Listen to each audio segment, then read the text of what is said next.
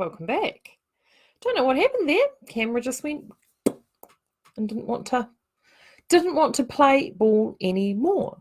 So you're at the Quarantine Diaries, day 21, Wednesday the 14th, and this is part 2 because the technology just decided that it didn't want to play anymore and it didn't love us anymore. So hopefully you will come back. Really sorry about that, guys. Right, where was I? Ah, right, Ever After. This is the original Ever After cow. So I talked about the yarn that I bought in Tasmania last year, and it was and I thought I hadn't quite decided what I was going to do with it. I've got a couple of options, but one of the things I thought I might do was play around with this. So this is the very original Ever After cow that I made, and it was because I was given a single ball. This is Madeline Tosh. I was given a single ball as a gift, and I wanted to. Hi Jeanette, I'm so glad you're back. Thanks. Hi Barbara, glad you're back too. I don't know what happened there. That was so. I just went black, didn't I? I just went. Yeah, crazy. Anyway, technology. I'm here now. And so that's why I created this pattern. So then I have, this is another one here. This one is same sort of thing.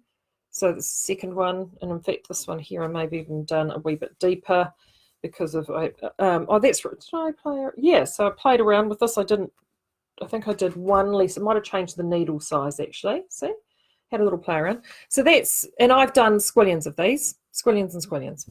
And I thought for that yarn, what I would do is actually do a bigger needle and actually possibly have, because I've got 200 grams and I designed this pattern to go for 100 grams, that I might do a really long sort of cow with it.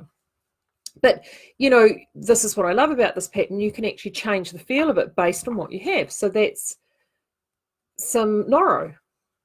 Same pattern. It's sort of slightly smaller than the ones I've already got because I didn't have the meterage. So I just adjusted it, right? There's nothing wrong with that. You just work within the constraints that you've got. So that's how that one worked, but it also goes the same for shawls as well. So I've shown you the Aranami shawl. I couldn't show you the original one as written because I've actually given that one away as a gift. But, you know, you just alter it around. So this is Lefty by Martina Beam. Oopsie. Got some, where did that go? There we go. Oh, it's down here. Thread. I can see. There we go. Let's get rid of that thread because it's going to annoy me. Right. So that's Lefty by Martina Beam, and that is white gum full ply. That is done in white gum wool. Absolutely, you can imagine how soft that is. Absolutely beautiful. Now that's as she has written the pattern, right? But I really loved, sorry, so croaky. I really loved the little wrap and turn leaf. Just loved it. So I went and did another one, and I did it, and there it is there. And this is done in a DK. So this is done in vintage. So the vintage is that this is a print that we had a number of years ago, and the cream is heritage alpaca is what the cream is. And so that's what it looks in a DK. So if I put the two of them up together, and all I did was still do it as written, but change the needle size. You know, you can change that roadmap however you like. So when it comes to larger items and patterns, you will often, and I see this so often, you will have that pattern. You'll have say you've got a leaflet at home, and it will be written for double knitting yarn, for argument's sake. And it will be written for, and you look at it and you go, oh, but it's DK. On the yarn that I really, really like, it's not in DK, it's in a 10 ply or a 12 ply. That's the yarn that I really want to use. And I want to knit it faster, and I don't want to use a DK, and I want to play around, right? That's fine. So this is what I call this knit maths. And it's a quick calculation. Some of you guys may, oh, Denise is saying twice the length. No, Denise, actually, sorry about the Lefty. No, it's just less sleeves, Denise. So I've actually just done the length on this, it might be slightly longer, but no, I don't think it is. I think it's about the same. So I just did, the leaves are just much, much bigger. So I just did it to a size that I was happy with, and then I stopped because I'm in charge. And in fact, I think I ran out for that one. I only had 1 or 2 balls of the print because that yarn was one we did eons ago, and I happened to have some in stash and I wanted to use it. So yeah, I basically kept going until I ran out of yarn. I'm famous for that. Right, anyway, knit maths. So you've got your pattern at home. You really want to use a thicker yarn, but you've only got a double knitting pattern at home. So most patterns will have a gauge of, so if it was a double knitting pattern, it will have a gauge of most likely 22 stitches by, I think it's usually around 30 rows to 10 centimeters. Right. Okay, so that's fairly standard. You're wanting to use a 12-ply yarn. So this is the first thing you're going to do. Do you know what I'm going to say? Yep, that evil S word, you're going to swatch. And this is, I mean, I know that so often, you know, you see advice and that's the thing, have you done a swatch? Have you done a swatch? This is why we do the swatches. This is my golden secret for you.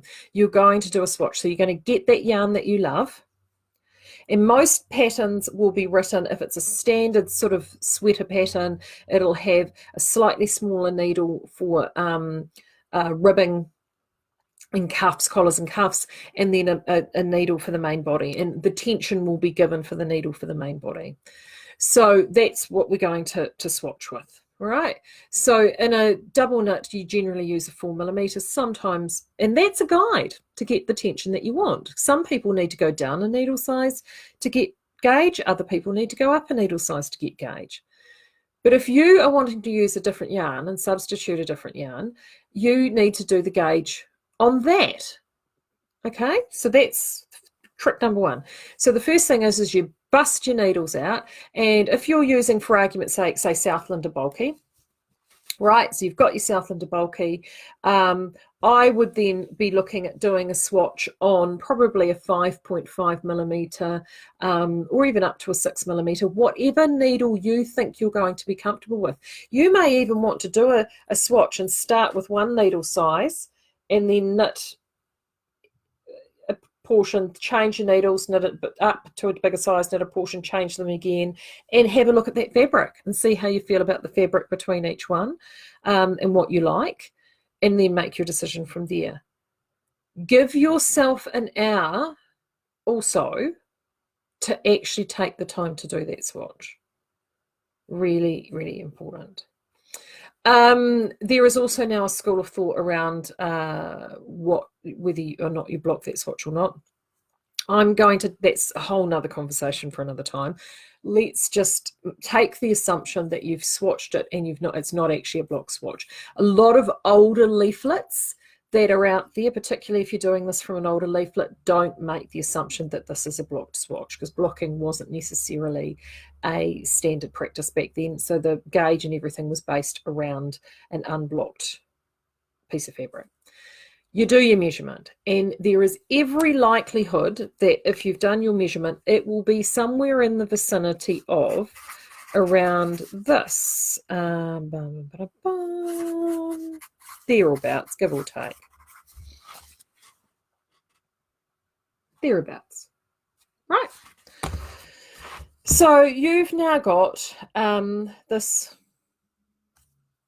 difference. So you've got a difference. You've gone from 22 stitches to 16 stitches.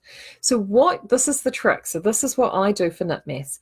What you then do is you work out the percentage difference between the two. But why, you ask, Marie? This is why.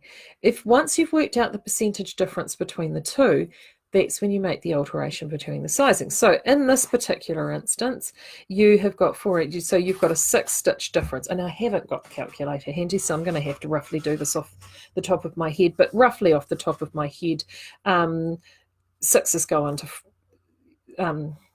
so you're looking at around a 35 difference, okay, between the two. So let's just say a third, thereabouts. But if you couldn't exactly work out the percentage difference, it helps. Once you have that percentage difference, you then go back to your leaflet and you take your measurement and you work out what you would have knitted if you were to knit it as it's written. So if it's written for a DK and you've taken your chest measurement and your chest measurement is 40 inches or 96 centimeters, whatever it is, you then take that measurement, and in the case of a larger yarn, so you're going to go up to use a bigger yarn with bigger needles, you will then go back to a smaller size. So whatever that measurement is, go back what the percentage difference back. So if your percentage difference is 30%, what is the measurement that is 30% smaller in the pattern that you've got? Now, in some patterns, depending on the positive ease, that may be still the same size. You could have measured yourself and be at the top end of one pattern range, and then find you do your percentage difference and you now fall at the bottom end. Particularly if you're only moving from a DK yarn up to an Aran weight yarn and you're only looking at altering your tension by a couple of stitches. So you may not actually need to change your sizing much, sorry. And in this case, we're looking at going from a DK up to a bulkier or 12 ply. So there is quite a difference. You will probably find yourself, depending on the size ranging in the pattern that you have, of moving back at least one size, if not two sizes back in your pattern. If you don't have two sizes to go back to, you can then apply that, whatever that percentage difference is, back to the actual numbers that you have. So in terms of your cast on numbers, if it's worked front, back and sleeves, you look at your front numbers and you take the cast on numbers back by 30%. And you apply those numbers from the last size that you've got, and you apply those numbers back. So this may be looking at me going, oh, it sounds like a lot of work, Marie. It actually isn't. It actually isn't. And once you'll be amazed that once you actually start doing it, it is quite simple maths. And you just, once you start doing that, and I do it all the time, whether it's a baby pattern, adult pattern, doesn't matter. I just find that that's how I get those alterations. And it just means that if I found a pattern that I really like, I like the shaping, I like the construction, I like how it fits, but then I've discovered another yarn that I want to use, and that's not what it's there for, I can still use that exact same pattern. I just move the sizing around. When designers do sizing on some patterns that they show you, that's essentially all they're doing. And I know Ethan mentioned one of the designers the other day, I think it was Erica Knight. He was saying that when I'm sure he said it was Erica, there are some designers out there literally that will map out a design, do it on graph paper, potentially knit the one single sample, and then do all the other sizing just based on mathematical formula. I know. To be fair, I'm not one of those people, but very simple knit maths like that will allow you and give you that flexibility. You don't have to follow things completely exactly. You just need to give yourself the latitude to be able to go down the pathway so you know that you're heading in the right direction. So that is tip number one. Tip number two is actually taking that one step further and thinking, well, if I've got the basic shape of something, right, how do I actually modify it? So I have dived into the husband's sweater pile this morning, and I'm going to show you an evolution of sweaters that, in chronological order, that I have knitted, and all of them have been derived from the same pattern. So the first one I'll show you is the very first sweater I ever knitted for him. Gosh, we've been together 17, 18 years, so it was not long after we got together.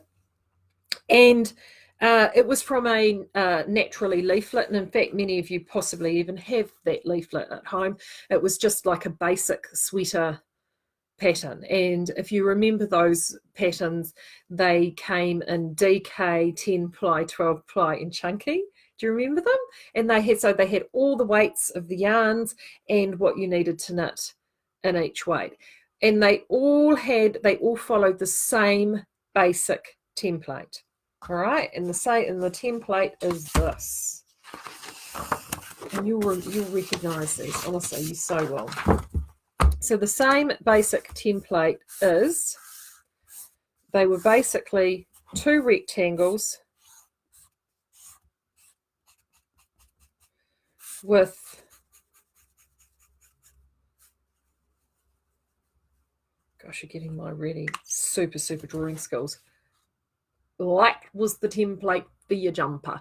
So you had 2 rectangles with 2 trapezoids, that's ribbings at the bottom if you wonder what those are, and then a little bit of shaping at the top. And if it was really posh, you may have actually had the slightest amount of shoulder shaping at the top. But that was essentially the diagram for those patterns.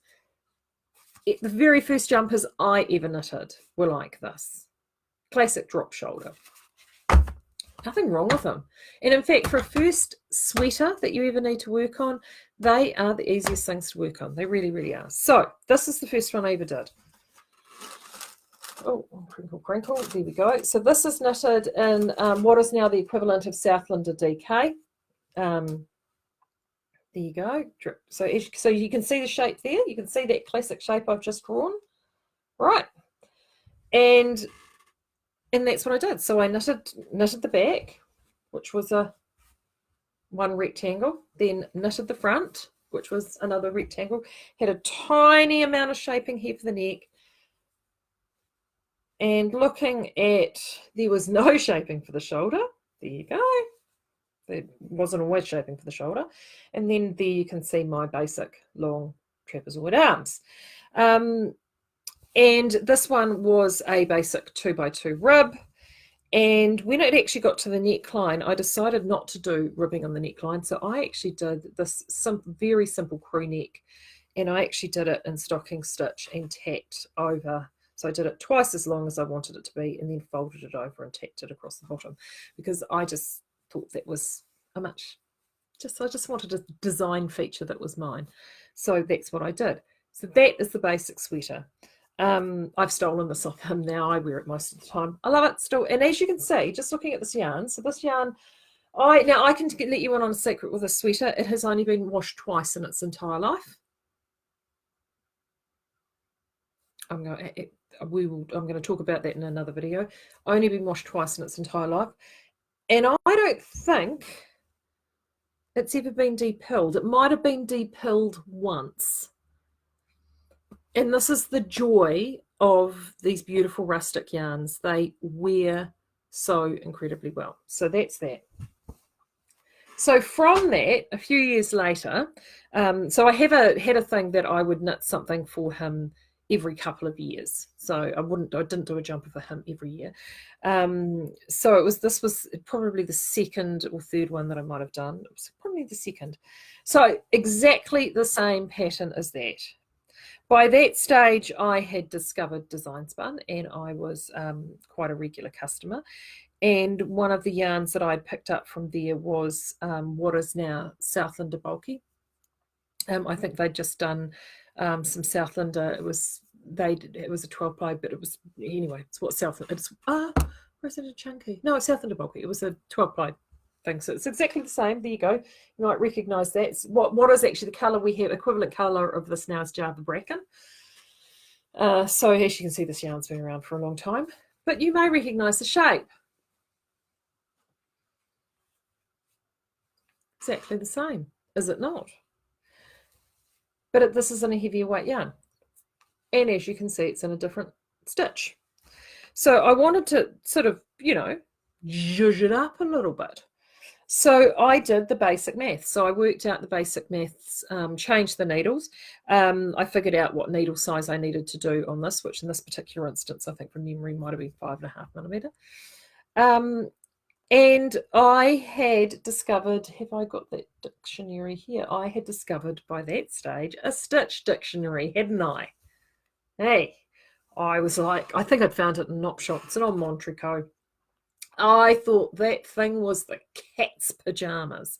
I loved it. And I would play around and knit all these different little swatches. And I was like, oh, that's cool, that's cool. And I was still very, I mean, because bearing in mind at that stage, whilst I had knitted for years and years and years, I was the world's dullest knitter. I mean, for me, throwing in a stripe was getting exciting. I mean, I had done the odd basic cable and the odd I had a sort of more of an extensive basket weave pattern I'd knitted for someone as a late teen. But to be honest with you, I was a lazy knitter. I just really, everything that I knit was either stocking stitch or garter stitch with basic shaping, or if it was a baby item, at best I was playing around with a bit of colour. There was nothing remotely adventurous in my knitting, and my knitting had been like that for 20 plus years until I discovered the stitch dictionary. So that is a broken rib. So, and I really liked it. And I liked it for a couple of reasons. I liked it because it gave this nice long stripe profile. And I also liked it because it was completely reversible. And I have used this rib actually in a number of things. So this jumper is basically using that maths that I have told you in the first portion, and all I've gone and done is done it as a different stitch, and because it was already done in a broken rib, there was no need to rib at the bottom, was there? Because it's already ribbing. And then the only thing I just had to be aware of was when I was doing my shaping was where I was at in the broken rib to make sure that I kept my patterning correct in the sleeves. But as you can see, two very, very different looking sweaters, but both from exactly the same pattern. And I was using that as my template. So that's that. So then I knitted a few other bits and pieces. I've done some cardigans and stuff for them. But anyway, I then came across this next one, this next yarn. This was so by this stage I'm working at Design Spun, and this was a remnant that had come through. It was a 14 ply chunky, and my husband wanted another, just a thicker sweater that he could wear just around the house, and just when it was a bit cooler, because in Hawke's Bay it can get quite cool in the winter. And also by this stage, my husband is he's very into fitness, and he's a powerlifter. He's a very I know a number of you have met my husband at Knit August Nights, and he's a very large man. He kind of looks like he should be in a weightlifting competition or something like that. So by this stage, he had his shape had changed. He was very bulky at the top, and of course my standard template was struggling to fit him, because things were too narrow around here, and they weren't sitting on the shoulders properly, and he was struggling to actually wear the stuff that I'd knitted before his shape had changed. So I thought, okay, so using a standard pattern is possibly not necessarily going to work, but I can take the concepts that I've learned from what I've already done. So this is where this next one came out. So I had a chat to him. He loves green, so hence the reason for the yarn choice. And he quite liked this sort of tweedy yarn. So I said to him, well, what are the things that you don't like? And one of the things that he didn't like is he didn't like it because he's got large muscles through the tops of his neck and shoulders. He didn't like how the neck of a sweater was would pinch or pull around here or rub. He found that really, really frustrating. So he said, look, I want something with a wide neck. I want it away from my neck and my body.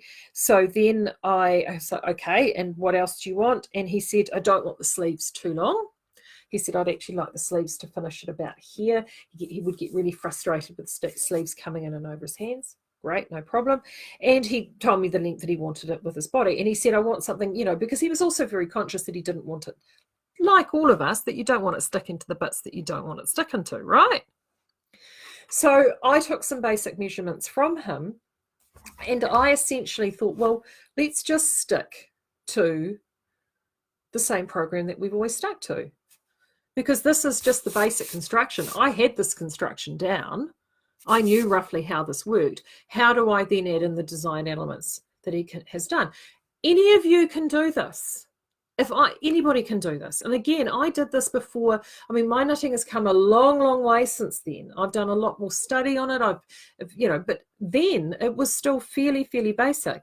And this was the first thing that I ever did where I actually realized that, oh, actually, if I understand the construction of it, I just make it up as I go on. It's quite a real epiphany once you've figured that out. So took that measurement. So then I took a series of measurements from him. I took a series of measurements about how wide he wanted that neckline. I took a series of measurements, so roughly for the shoulder. I took a series of measurements for the neck. I took a chest measurement, obviously, to get that right. I took a measurement from the arm, the bottom of the arm up, that would give me that measurement sort of there. So I played around with a few measurements. Then the next thing I did from that measurement is I did a swatch. So I just knitted a basic swatch, and from that I was able to get a tension. And I think from memory this was somewhere in the vicinity of around 14 stitches. So from then you're sort of thinking, well, how do I then figure out what to cast on? Okay, so this is one of the simplest things you can do, particularly if you're doing basic construction like this, which generally as a rule you're knitting in this direction, right, from the bottom up. So you need to know what the number of stitches is to cast on down here. So I use that. So for the sake of my husband, he wanted the sweater to be quite boxy. So I didn't require any additional shaping through the body. I knew that whatever the measurement based. Oh, can you hear my dog? I'm just going to have to let him in, or he's just going to sit there and bark and bark and bark and bark. Oh, he wasn't, and then he wanted to go out, and then dogs for you, I tell you.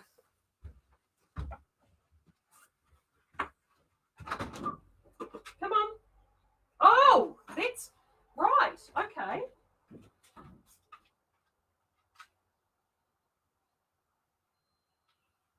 Here we go.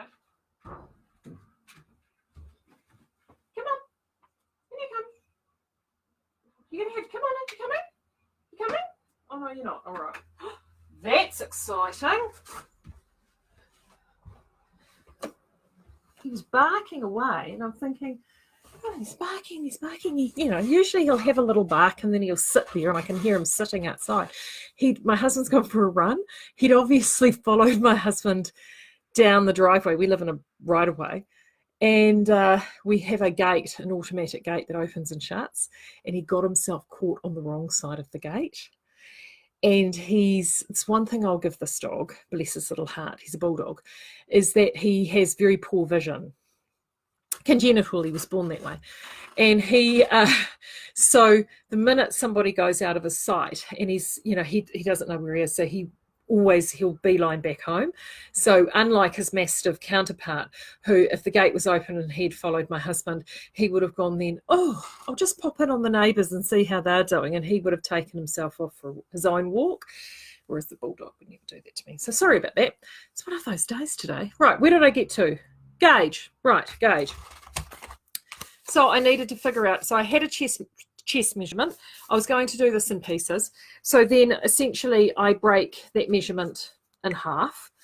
And from that gauge, that's how you can work out the number of stitches that you require. So and I'm going to just keep this mathematics very basic. So if my husband had a 100 centimeters was the measurement that we had to work with, and I had a gauge of 14 stitches to 10 centimeters. I mean, this is the most easy math. That's 140 stitches cast on. It's as easy as that. So that is why that gauge is quite good, because it will always give you a stitch number to 10 centimeters. If you've got a number that isn't as easy as 100, it's still relatively easy to work out, because you can either work it out based on a percentage, or you work it out to the closest decile to 10, and then do a few additions and subtractions. You can even go as far as working it out to the decile of 10. So for example, if that was not 110 but 104 centimeters, well, then you do it to 100, and then you just take the 4 centimeters on your swatch and measure how many stitches are in that 4 centimeters and add that stitch count to it at the end. So it's quite straightforward. So that's all I did. So that gave me the number to cast on. Because I was doing this from bottom up, I knew roughly where I wanted the sleeves. So we talked about how tight he wanted the sleeves. We talked about how, you know, and all of those sorts of things. And so we sort of went up. So here, I'm just going to pull back. So this is what it is. So he wanted it, he didn't want it ribbed at the bottom. He wanted it really quite boxy. Almost actually, when we finally got round to it, it was almost quite Grecian in style, that sort of very simple tunic, basic tunic type pattern. So that's what it is, as you can see, straight up to that armhole. And then and there it is at the top. Hello, I'm just I'm doing a video at the moment. Yeah. My son, is that all right? Can you give me about half an hour? Okay, I'll be there soon. Homeschooling. Who's doing homeschooling? I'm doing homeschooling. It's one of these videos today. We've had things crash out, dogs go missing, children come in. It'll be fire and brimstone next. Right, neckline. So the neckline and my shoulder portion is very small. So that was something that we worked out. As you can see, yes, he is a very, very wide man, and we did want a lot of positive ease. Then I mirrored the garter stitch at the bottom, here at the top. Right, but to keep continuity in the shoulder, I just didn't want to do a plain stocking stitch sleeve. So when we worked out our sleeves, I then added this I worked out from the shoulder the width. So from the front and the back, I did that size hem, and I could see how wide the garter stitch was from the front and the back. And then I made sure that on my shoulder portion, I then added in this garter stitch panel through the middle. So it then actually gave just a really, really nice continuity of shaping through the sleeve. Just a little design feature. But again, all of this was based from that maths. Now the other dog has come on. Rufus, do you want to sit? Rufus, sit. Sit. Good. Do you want to say, here we go, look, do you want to say hello to everybody? You go, hello.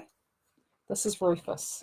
This is the big boy, and this is part of the reason why I do not allow the big boy in during videos, because he is so big and he knocks everything over, and he is, as you can see, the world's biggest baby, aren't you? You going to say hello to everybody? You say hello to everybody? Right, you stay there. So I want you to stay there, please, and be a good boy. Righty-ho. Well, now we're going to sniff mummy because we can. If I sit here and keep petting him, he'll be good. Where was I? Yes. So that is what I did with this. So if you're at home, you've got that basic leaflet, or you're even wanting to create your basic shape, you can. Don't tell yourself you can't do it.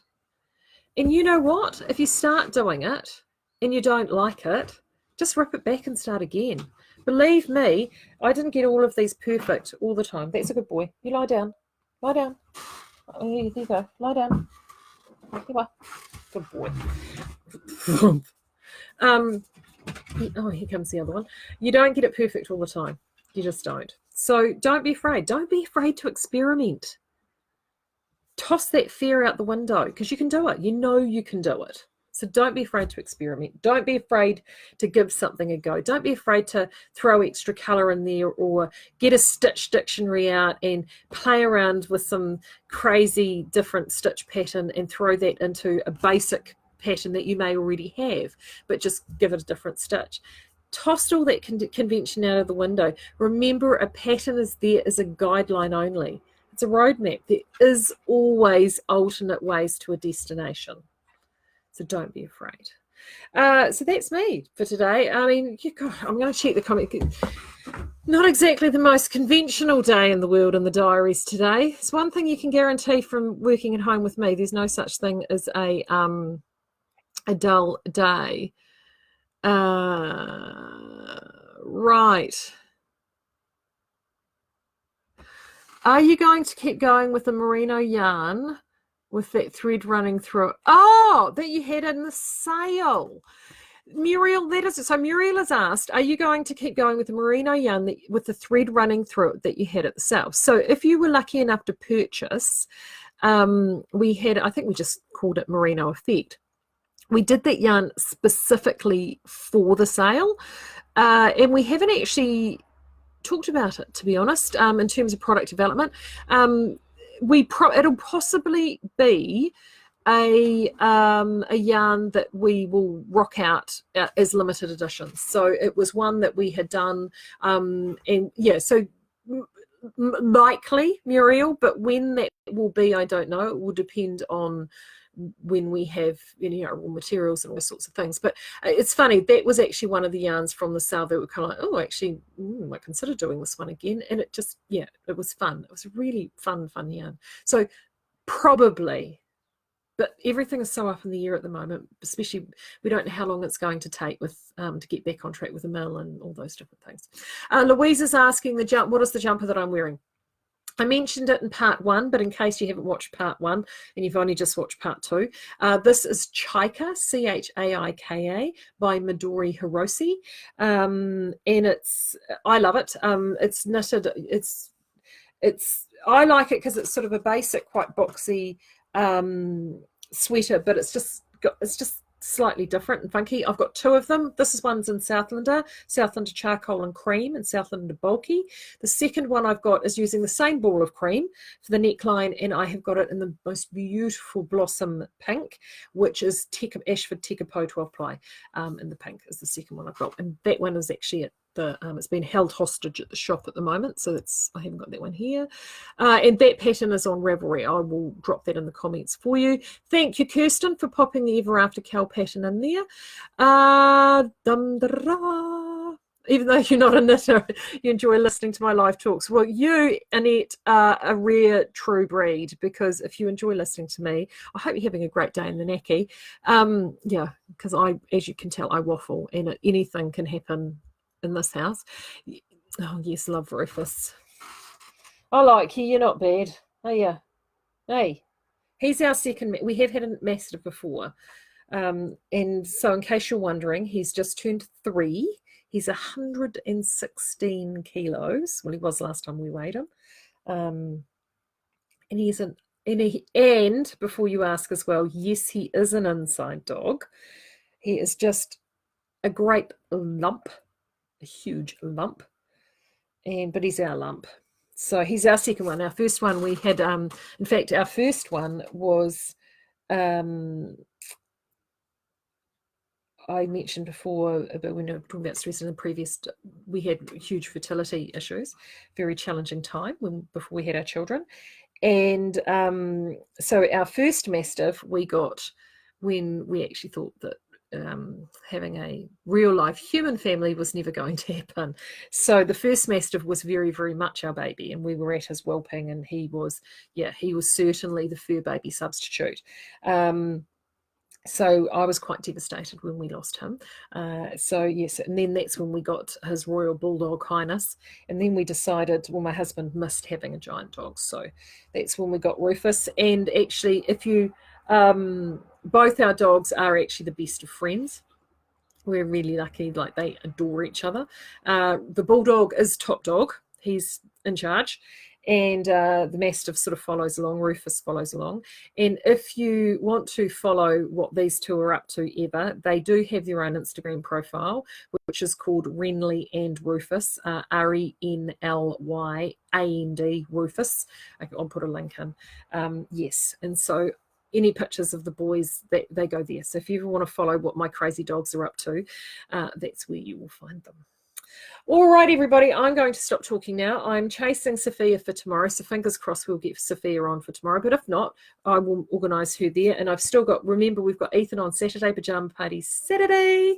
I have, I'm also working on a couple of other people before the diary period is out, and I've also got someone else to talk to pretty much hopefully right when we come out of lockdown, which will be, if that is the case, it'll be a really nice celebration when we're done. And fear not, once we come out and things start getting back to normal, the diaries will continue in one form or another, maybe not necessarily daily, but certainly I will make sure that I keep up a better effort to stay in touch with everybody.